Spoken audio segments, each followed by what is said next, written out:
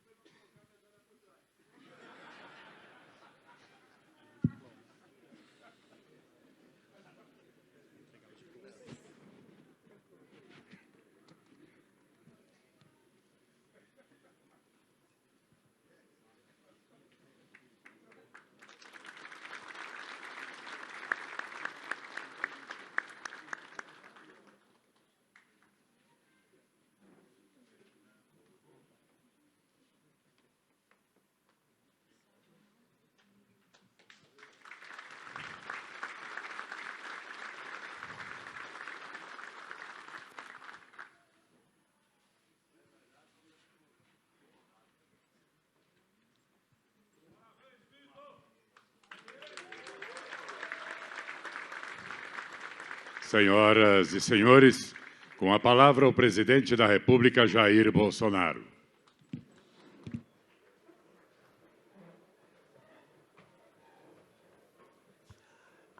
Quem devia estar falando aqui não é um postinho Ipiranga, com todo respeito, é o meu posto Ipiranga da economia, o Paulo Guedes. Alguns falam comigo que eu devia continuar não entendendo de economia porque está dando certo. Devo a isso a um sentimento muito grande. É a humildade. Tem muita gente melhor do que eu, ou melhor do que nós pelo Brasil. E a outra é a gratidão. Agradeço a Deus pela minha vida e agradeço a grande maioria de vocês que, pelas suas mãos, me deram essa missão. Mas também porque o Brasil está mudando. E mudando por quê? Porque ele precisava fazer o simples. Nós temos hoje um governo que valoriza a família, coisa que era desprezada há pouco tempo. Um governo que tem lealdade ao seu povo. O povo esse, o meu patrão. Um governo que se orgulha de dizer que adora a Deus. A religião faz parte da nossa vida. Respeitamos todas as religiões e até quem não as tenha. Mas eu, particularmente, sou cristão. O Estado pode continuar sendo laico, sem problema nenhum. Um governo que reconhece os seus militares, General Vilas Boas, coisa que não tínhamos até pouco tempo. E por que a classe militar era tão atacada? Porque nós éramos e somos o último obstáculo para o socialismo. Um governo que também reconhece o trabalho daqueles que os precederam, como aqui, Albano Franco. Parabéns por tudo que o senhor fez pela indústria. no momento, está na mão de Robson Andrade prosseguir esse trabalho. Se Deus quiser, ele o fará florescer. Devo muito aos meus ministros. Pela primeira vez na história do Brasil, alguém chegou à presidência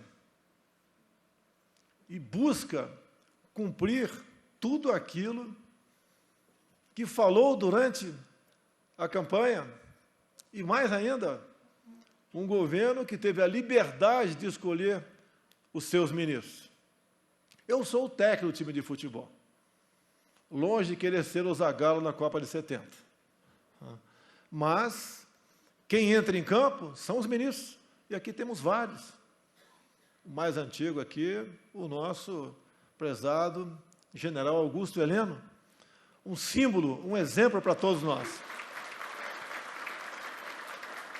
O homem que comandou a Amazônia, e os senhores sabem da cobiça sobre ela. Ouso dizer, a cobiça sobre a Amazônia existia antes do descobrimento do Brasil. Por quê? O Tratado de Tordesilhas é de 1494.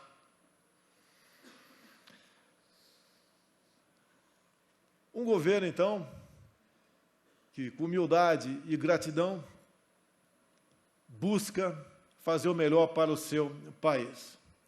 Agradeço a classe política, prezado Eduardo Gomes, que amanhã estarei no seu estado com muita honra, que reconheceu a necessidade de ter ministros, ter presidentes de bancos, chefes de estatais, realmente comprometidos com a nação e não com partidos políticos.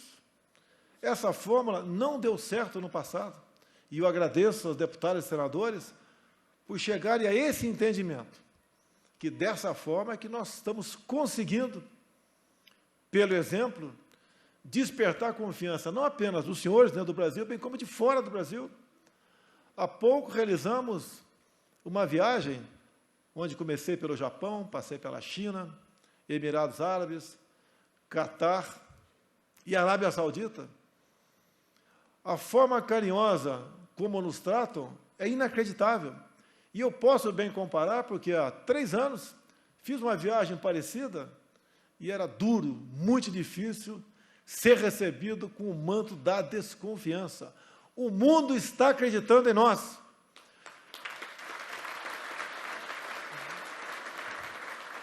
Vamos aproveitar essa oportunidade, afinal de contas, creio eu, que não teremos uma segunda chance.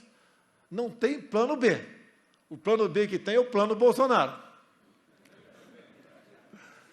Quis Deus colocar sobre mim a responsabilidade maior, como chefe do Executivo, dar o norte para todos nós. Busco, faço de tudo para não errar. Se porventura tiver erros, como existe algum desacerto, peço desculpas e continuamos a tocar o barco. Eu não sou a pessoa mais importante do Brasil. A pessoa mais importante são seus 210 milhões de habitantes.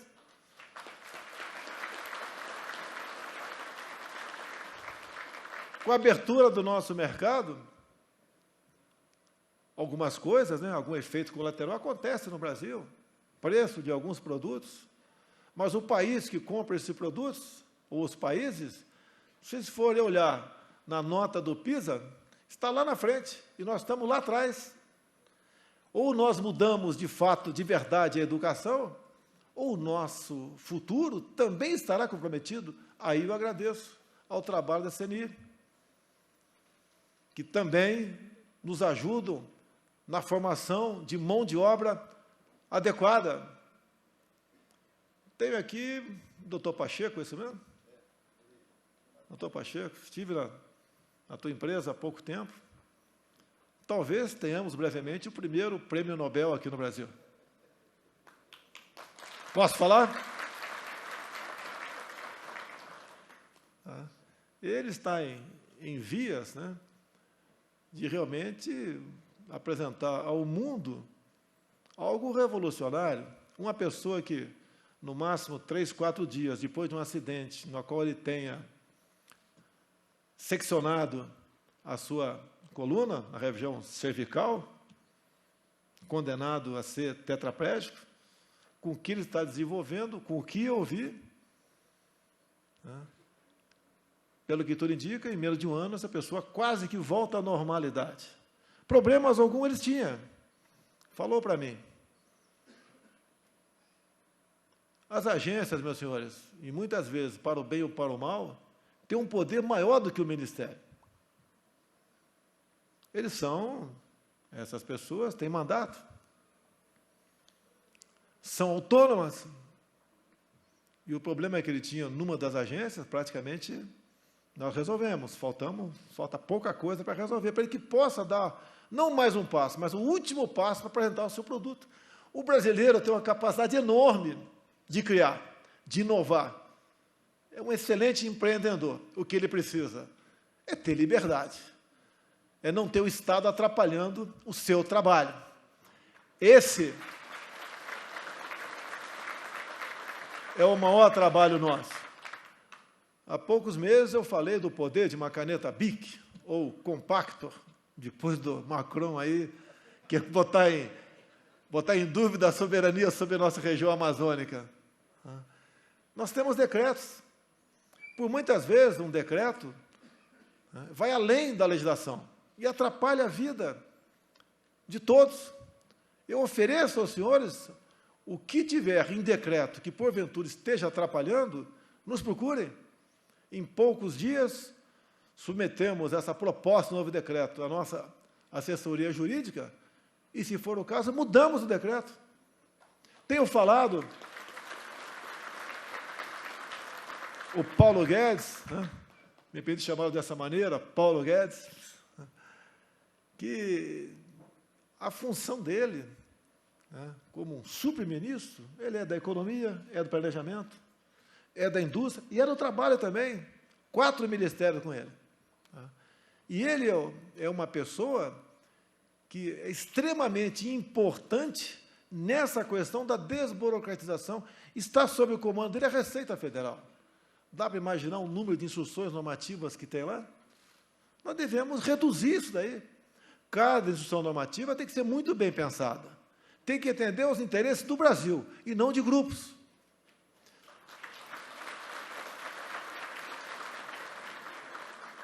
Tenho falado com os meus ministros quando se fala em multas. Se eu não me engano, posso estar equivocado aqui, mas não muito.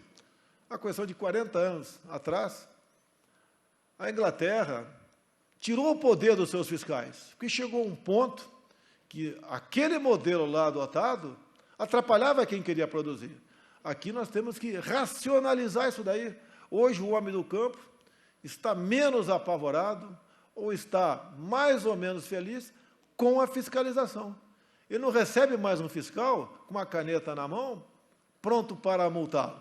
Por exemplo, um exemplo aqui um pouco exagerado. Quem tem uma fazenda e resolveu fazer pequenos 10 açudes, bem menor que 1/4 de hectare cada um, vai uma fiscalização lá e multa R$1 milhão para cada desses açudes, o dono da propriedade. Isso não é justo.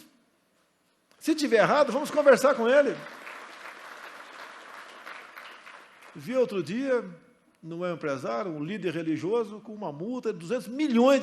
Eu falei, meu Deus do céu, o que esse cabra fez para ter uma multa de R$200 milhões na sua igreja? Vamos buscar solução para isso, onde houve o excesso. E não é só resolver aquele caso, evitar que novos casos venham a acontecer. Mas o Brasil tem muita, mas muita coisa que nos atrapalha. O aparelhamento não é apenas de algumas pessoas, é de legislação, é de decreto. Colega do Amazonas, há poucas semanas assinei um decreto que revogou um outro. O senhor sabia que o estado do Amazonas era proibido de plantar cana-de-açúcar por um decreto presidencial? Espero que o pessoal da COP25 não queira me acusar de querer substituir a floresta amazônica por um grande canavial. A sanha, a maneira como nos atacam nessa questão ambiental, virou uma política econômica. O único país do mundo que agride o meio ambiente, que faz mal ao meio ambiente, é o Brasil. segundo eles, onde é exatamente o contrário. Ninguém tem uma área tão preservada como a nossa. Pergunte o tamanho da mata ciliar em rios europeus, mas pergunte em palmos, não em metros. Tem até uma pirralha, que tudo que ela fala, a nossa imprensa, nossa imprensa, pelo amor de Deus, dá um destaque enorme. Ela está agora fazendo seu showzinho lá na COP25. Mas tudo bem, acredito que nós temos, ao trabalhar em equipe, meios de realmente mudar o Brasil. Por favor, não me encarem como patrão de vocês, é o contrário, eu sou o empregado de vocês.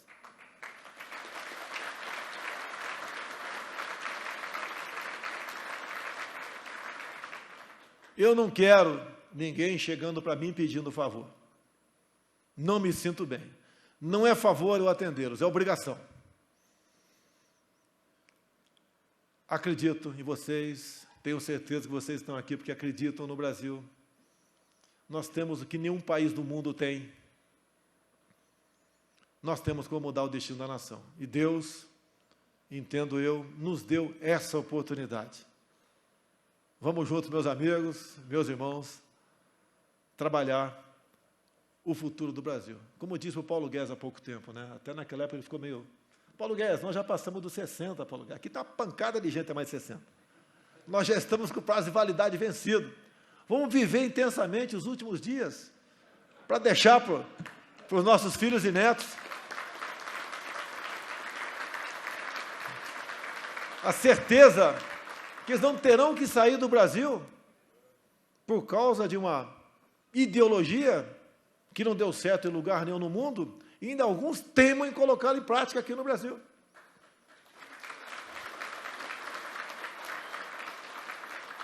Peço a Deus que tudo dê certo na Argentina. Se bem que lamento a escolha de um ministro da Defesa, general de brigada. Tem que ser um general de exército. Ou um almirante de esquadra, ou um tenente brigadeiro do ar. Ou até um civil que seja. Mas a maneira como se começa a tratar as coisas, mexer naquilo que está dando certo, creio não ser a melhor opção. Mas acredito, espero que a Argentina dê certo. Afinal de contas, são aqui da América do Sul o nosso grande parceiro comercial. Designamos ontem a ida em comum acordo do nosso ministro, do nosso vice-presidente da República, general Mourão, a comparecer ao evento. O Brasil foi o único país citado no discurso do presidente Fernandes, tá? E estamos prontos a implementar o mais rápido possível o nosso acordo com a União Europeia. A Argentina tem muito a nos oferecer, como nos oferece o trigo, o gás de vaca morta. O Brasil tem muito a oferecer à Argentina também. E pode ter certeza de uma coisa, o nosso governo só estará feliz com todos os demais irmãos nossos aqui da América do Sul viverem em liberdade e democracia. Muito obrigado a todos os senhores.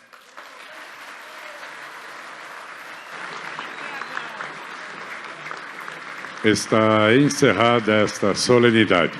Pedimos, por gentileza, que permaneçam em seus lugares até a saída do senhor presidente da República e convidamos a todos para o brunch que será servido na saída do salão.